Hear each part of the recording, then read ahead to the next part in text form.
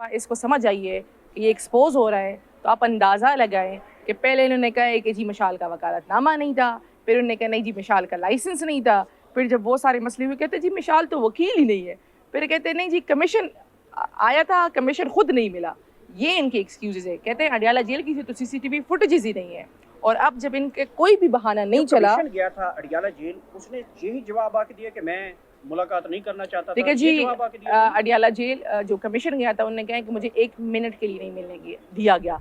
पिछले ट्यूसडे को खान साहब से फैमिली लॉयर्स की मुलाकात थी। खान साहब ने कहा है कि मैं इंतज़ार कर रहा था। फ्राइडे को मुझे बताया गया कि कोई कमीशन आएगा, सैटरडे को कोई नहीं आया। अच्छा, और उन्होंने कहा कि अगर आता तो मैं बताता किस तरीके से ह्यूमन राइट्स और जेल मैनुअल की धज्जियाँ उड़ाई जा रही है।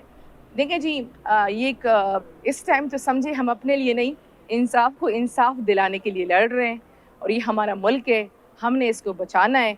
मेरी एंट्री होती है या नहीं होती अडियाला जेल, लेकिन मैं इस बात पे खुश हूँ कि इस मुल्क का निज़ाम, इंसाफ का निज़ाम और अडियाला जेल का सुपरडेंट दोनों एक्सपोज हो चुके हैं। अच्छा, ये बताइएगा कि जो इस्लामाबाद हाई कोर्ट के चीफ जस्टिस हैं, क्या वो स्टैंड लेंगे सुप्रीडेंट जेल के खिलाफ तौहीन अदालत की कार्रवाई के ऊपर अमल? देखिए जी, जिस अदालत में पिछले 2 सालों से इमरान खान के बेल्स और अपीलों के फैसले ज़ेरे इल्तवा है, जिस अदालत को का दरवाजे हम बार बार खटखटा रहे हैं और वो कुछ नहीं हो रहा, जिस अदालत में हमने पिछली हेयरिंग पे कहा था कि अलकादिर की अपील नहीं लगाते तो सस्पेंशन ही लगा दे, हमें कहा कि जी अपनी बारी पे आएगा, और उसी अदालत में छुट्टी के दिन एक दरख्वास्त आती है, एतराज़ात समेत अगले दिन पुटअप होती है, हमें नोटिस किए बगैर उसका फ़ैसला होता है, और फिर जब कल जस्टिस एजाज इसाक साहब के इतने रिमार्क्स आए, उसके बाद एकदम शाम के टाइम लार्जर बेंच बनता है आनन फानन। तो आपको समझ आ रहा होगा कि चीज़ें क्या हो रही है। अच्छा, मसला ये है ना जी कि 25 करोड़ आवाम बाशऊर हो गई है।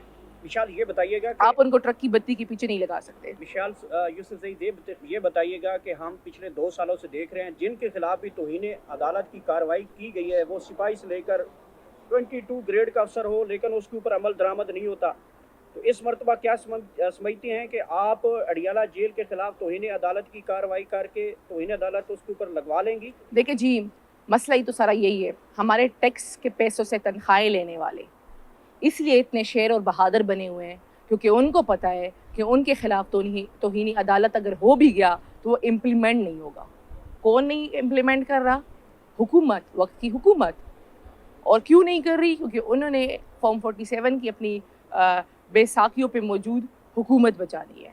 इंटरेस्ट की गेम है, मुल्क का तो कोई सोच ही नहीं रहा, सिर्फ इंटरेस्ट की गेम हो रही है। हर कोई अपने हिस्से का बटोर रहा है और समझता है कि जितनी देर मैं रहूँ, जितना ज़्यादा मैं बटोर सकूँ, इतना काफ़ी है।